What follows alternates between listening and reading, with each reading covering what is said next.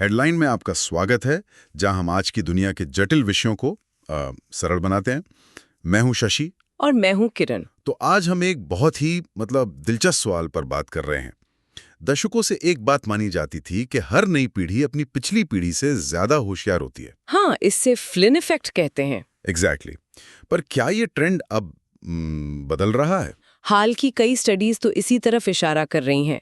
कुछ रिसर्चर्स का तो ये तक कहना है कि जेन ज़ी, मतलब जो लोग 1990 के दशक के अंत और 2010 की शुरुआत में पैदा हुए, वो इतिहास में शायद पहली ऐसी पीढ़ी है जिसके आईक्यू टेस्ट स्कोर अपने माता पिता से कम है। तो क्या आज के युवा सच में कम बुद्धिमान हो रहे हैं, या फिर कहानी कुछ और ही है?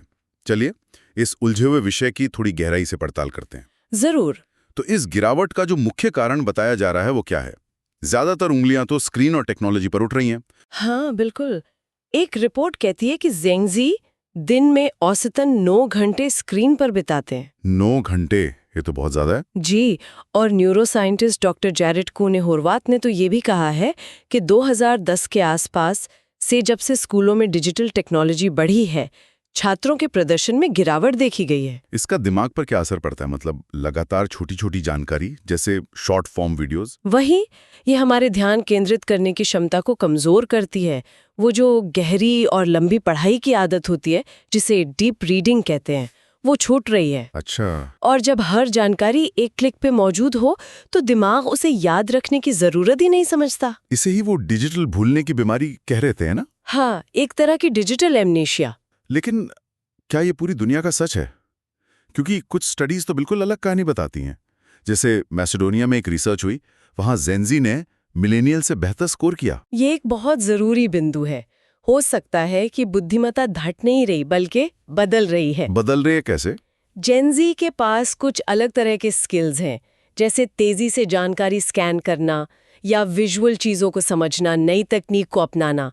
और हमारे जो पुराने आईक्यू टेस्ट हैं, वो शायद इन नए स्किल्स को मापने के लिए बने ही नहीं है। तो हम गलत चीज माप रहे हैं? हो सकता है। तो फिर इसका समाधान क्या हो सकता है? देखिए, डेनमार्क ने एक बहुत साहसिक कदम उठाया है। उन्होंने स्कूलों में मोबाइल फोन, टैबलेट, लैपटॉप सब पर बैन लगा दिया। अच्छा, और वापस पुरानी किताबों पर आवे? जी, पुरानी किताबें और लिखने की प्रणाली। और बताया जा रहा है कि इसके नतीजे बहुत ही सकारात्मक रहे हैं। ये तो दिलचस्प है। लेकिन एक और बात भी है। जेन ज़ी पर जो मानसिक दबाव है, उसका क्या? आर्थिक तनाव, सफल होने का प्रेशर। बिल्कुल, उसे नजरअंदाज नहीं कर सकते ये सारी चीजें। भविष्य की चिंता, ये सब उनकी सोचने समझने की क्षमता पर एक भारी बोझ डालती हैं। एक थ्योरी तो ये भी कहती है कि दशकों की तेज बढ़ोतरी के बाद ये गिरावट एक तरह का स्वाभाविक सुधार हो सकता है। एक ओवरशूट करेक्शन, जैसे कोई सिस्टम अपनी सही जगह पर आने से पहले थोड़ा आगे पीछे होता है। एग्जैक्टली। तो कुल मिला के ये कहना कि एक पीढ़ी दूसरी से कमजोर है, ये शायद थोड़ी जल्दबाजी होगी। बहुत बड़ी जल्दबाजी होगी। ये मामला सिर्फ टेक्नोलॉजी या स्क्रीन टाइम का नहीं है।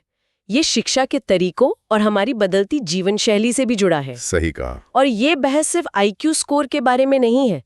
ये इस बारे में है कि हम भविष्य में किस तरह के स्किल्स को महत्व देंगे और अपने युवाओं के लिए कैसा मानसिक माहौल तैयार करेंगे। बिल्कुल। अगर आप भी ऐसे ही विषयों को सरल भाषा में समझना चाहते हैं, तो हेडलाइन को सब्सक्राइब करें।